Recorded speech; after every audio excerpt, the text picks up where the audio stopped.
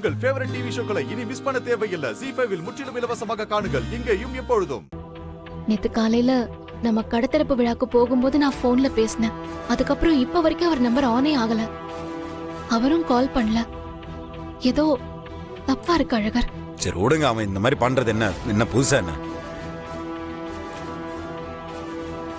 போனுக்கு என்ன சார்ஜ் இல்லாம ஆஃப் ஆயிருக்கும். இல்ல அர்ஜென்ட்டா எங்கேயா போயிருப்பான் அவன். உங்களுக்கு தான் தெரியும்ல அவனை பத்தி. பிசினஸ் மீட்டிங் டெண்டர் ஏதாச்சும் இருக்குங்க. அவன் அதுக்கு தான் போயிருப்பான். டென்ஷன் எடுக்காதீங்க. நீங்க நேத்து நான் கேட்ட போய் தானே சொன்னீங்க. இப்போ என்னாச்சு உங்களுக்கு? எனக்கு புரியுது. ஆனா அவர் கொஞ்ச நாளா எப்படி நடந்துக்கிட்டாருன்னு உங்களுக்கே தெரியும்ல.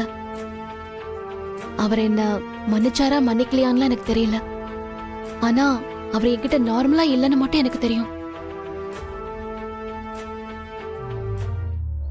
ஒருவேளை அந்த கோவத்தை மனசுல வச்சுக்கிட்டு ஏதாவது தப்பான முடிவெடுத்துருவாரோன்னு எனக்கு பயமா இருக்கு.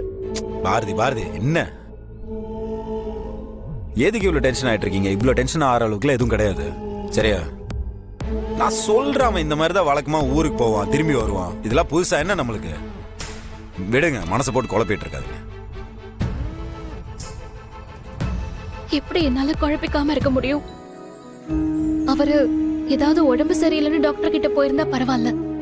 ஆனா ஏதோ மனசு சரியில்லாம சைக்கியாட்ரிஸ்ட போய் பார்த்திருக்காரு. அவரு எவ்வளவு தூரம் டிஸ்டர்ப் ஆயிருந்தா சைக்கியாட்ரிஸ்ட பாக்குற அளவுக்கு போயிருப்பாரு. சரி விடுங்க, அவன் போனது வந்தெல்லாம் இருக்கட்டும். கடைசி 2 நாள் உங்ககிட்ட நல்லா தானே பேசிட்டு இருந்தேன். அவங்க அம்மா போனதுல இருந்து அவன் டிஸ்டர்பா இருக்கிறான், எனக்கு தெரியும்.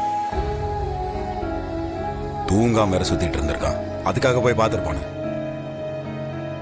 ஏய், நீ சொல்லு, உங்க அப்பா உங்ககிட்ட பேசும்போது ஏதாவது வித்தியாசமா பேசினாரா? இல்ல மாமா, எனக்கு அப்படி எதுவும் தெரியல. அப்பா ஊருக்கு போகும்போது கூட என்னை கட்டி பிடிச்சி ஐ லவ் யூ சொல்லிட்டு தான் போனாரு. அப்புறம் என்ன? சும்மா நீங்களே ஏதோ ஒரு கற்பனை பண்ணிட்டு இருக்காதீங்க. இவகிட்ட எல்லாம் ஒழுங்கா தானே பேச போயிருக்கிறான். விடுங்க. அழகர், எனக்கு ஒரே ஒரு உதவி செய்றீங்களா? சொல்லுங்க. என்ன அந்த டாக்டர் கிட்ட கூட்டிட்டு போறீங்களா? எதுக்கு? இல்ல, அங்க அவர் என்ன ட்ரீட்மெண்ட்காக போயிருந்தாருன்னு நான் தெரிஞ்சுக்கணும். நான் இவ்வளவு தூரம் சொல்லிட்டு இருக்கேன். நான் சொல்றேன். அழகர் ப்ளீஸ். எனக்கு உள்ளுக்குள்ள ஒரு மாதிரி உறுத்திக்கிட்டே இருக்கு. ஏதோ ஒண்ணு தப்பா இருக்கு அழகர். அங்க வந்து டாக்டர் கிட்ட என்னன்னு கேட்டு கிளியர் பண்ணிக்கிட்டா நானும் கொஞ்சம் நிம்மதியா இருப்பேன். இல்லனா எனக்கு கையும் ஓடாது காலும் ஓடாது. என்ன தப்பா இருக்கு? என்ன கிளியர் ஆகணும்? இவரு சொத்தெல்லாம் நம்ம பேருக்கு மாத்தி எழுதி வச்சதுல இருந்து எனக்கு ஏதோ ஒண்ணு தோணிக்கிட்டே இருக்கு.